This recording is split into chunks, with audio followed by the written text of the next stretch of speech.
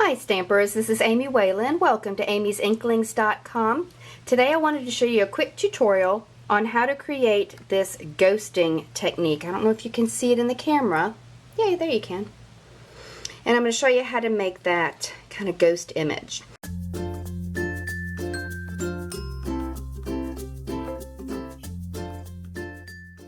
Alright, so the stamp set that we're using is Remarkable You. And the trick is to first stamp it with our craft white Stampin' pad. So let's get started. I have a piece of cardstock. This is Pear Pizzazz. It measures 5 by 3 3/4. And I'm going to go ahead and ink it up, the stamp up with the craft pad. Now, our craft pads are pigment based. They're not like our other classic pads.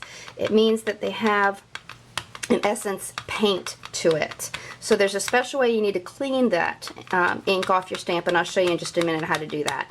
And since this is a large stamp, I am putting it on the table, bringing the ink pad down to it. So let's see how I did this. I think I started like that. Okay. And let's do it 2 more times. Now, as you can see, I stamped off the page, which means that now I have some craft ink right here on my workstation.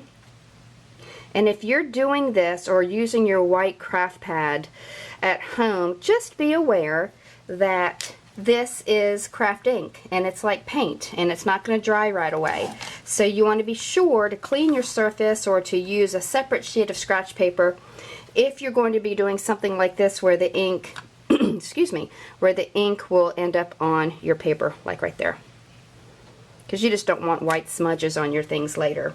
Alright, so I've stamped it with the craft pad. You do need to give this time to dry. You can either set it aside for, I don't know, 30 minutes or so, or you can speed up the process by using a heat gun, which is what I did here. Now, I do need to clean my stamp. I'm going to push this over here.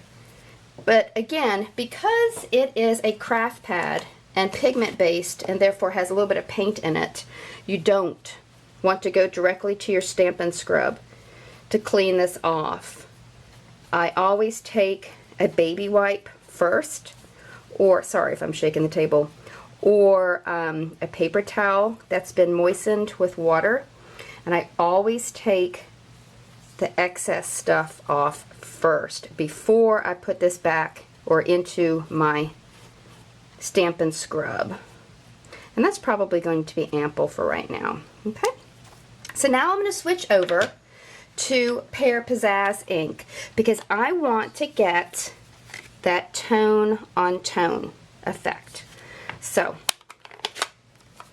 this time we're going to come down on the stamp with Pear Pizzazz, and the way to get a ghost effect, let me see if I can zoom this up a little bit.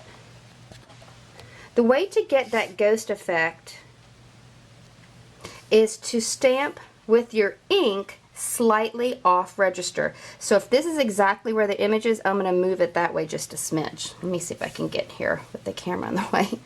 Okay, so that would be that. So I'm just going to shift it a little bit and stamp. Okay. Yep. Maybe that was shifted away a bit too much, but you get the idea. It's a little harder to do this when I can't get right on top of it because of the camera, but I think you get the gist of what I'm explaining. So if it's like that, I'm going to switch it this way a little bit. And I'm going to do the same over there. So that's essentially how you get the ghost effect. It's very simple. You just have to give the, let's see, how did this go? You just have to give the ink, the craft ink, a little bit of time to dry.